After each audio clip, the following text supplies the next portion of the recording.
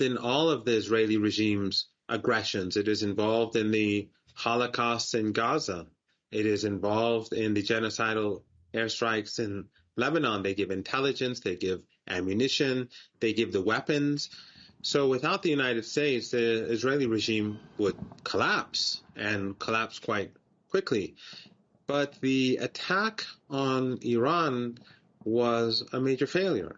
The regime has said that they used large numbers of aircraft and that it was a major assault.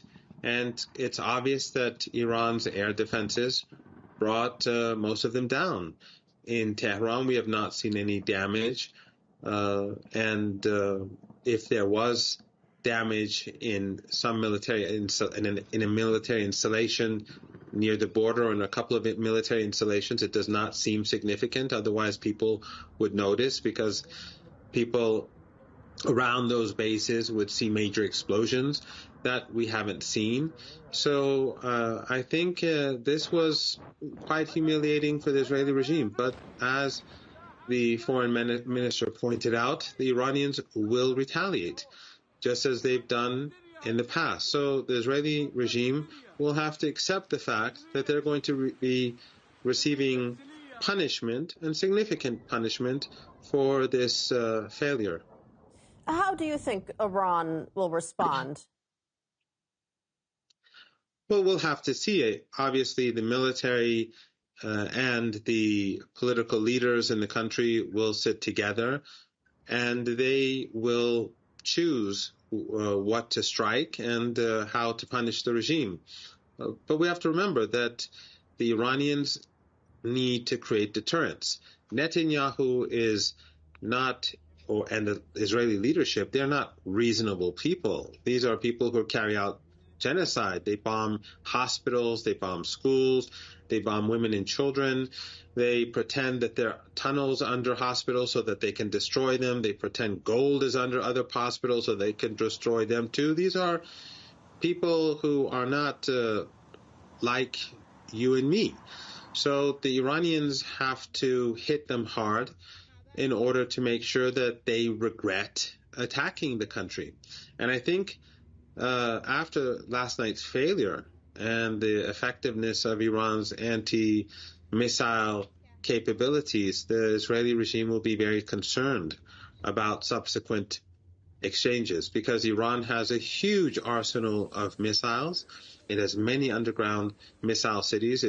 It can fire well over 1,000 missiles at one go, and the same is true with drones. And they can fire wave after wave for a very long period of time. Remember, these underground missile cities and drone cities were created for potential conflict with the United States.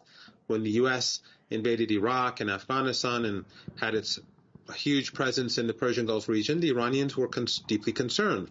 So they created all these well-protected underground installations that had huge firepower to deter the United States. The Israeli regime doesn't have anything near the capabilities of the United States. So it would definitely be badly defeated in a series of exchanges, heavy exchanges with Iran.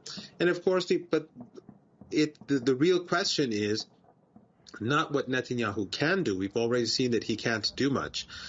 But what will the United States do? If the United States enters the fight, then Iran will have to deal with U.S. bases in the region, and those oil-rich Arab dictatorships that host those bases, they too will be seen as hostile. So that would mean an end of oil and gas exports from the Persian Gulf region, and that would lead to a global economic catastrophe. So the smart thing for Washington to do is to back off, and also to yank hard on Netanyahu's leash, because he is going to be punished. Would Washington do that, though? I mean, Professor, you say that this overnight attack by Israel was a failure, though Israel says that its military objectives were achieved. I mean, is Israel's real goal to get Washington into this mess, and would Washington actually